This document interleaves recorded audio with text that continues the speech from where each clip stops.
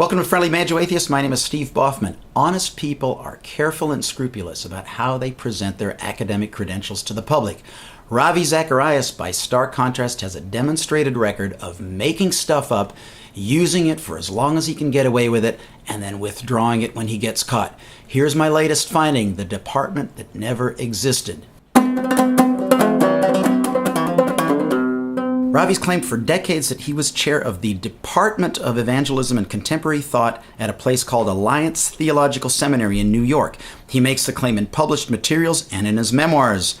The first thing that made me suspicious was that when I Googled Department of Evangelism and Contemporary Thought, the only results that came up referred to Ravi himself. If such a department existed, wouldn't it appear somewhere other than in Ravi's self-promotional materials?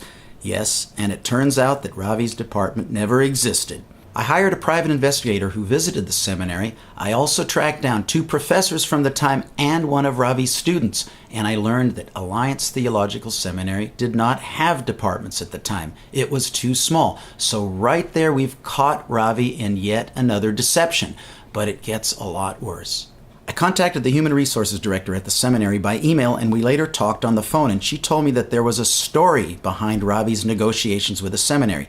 Ravi's negotiated contractual title was Chair and Associate Professor of Evangelism, but she told me, and maybe she shouldn't have, that Ravi wanted the term contemporary thought in his contractual title, but that, quote, the president was concerned about how this would look to others, unquote.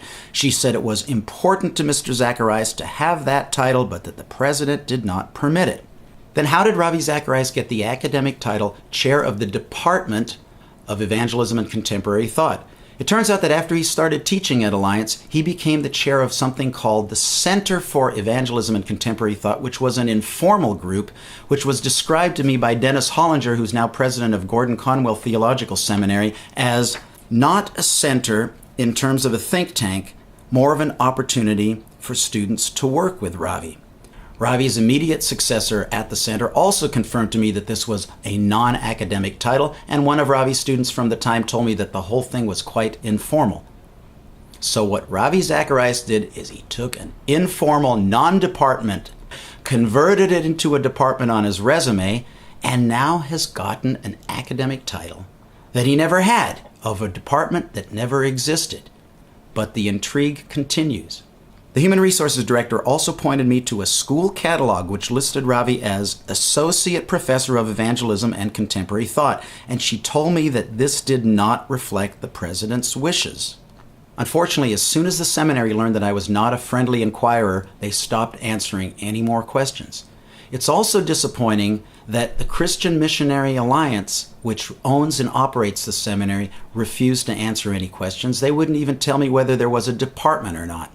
But hopefully, now that this issue has gone public, someone at Christian Missionary Alliance with integrity will take a look at that personnel file that's sitting there right as we speak in Nyack, New York at Alliance Theological Seminary, and look to see if there was any hanky-panky that went on around how Mr. Zacharias acquired a title that, according to the Human Resources Director, the president didn't want him to have. But if that never happens, at very least, we know that Ravi Zacharias has been caught making up a department that never existed. A Friendly Banjo Atheist production.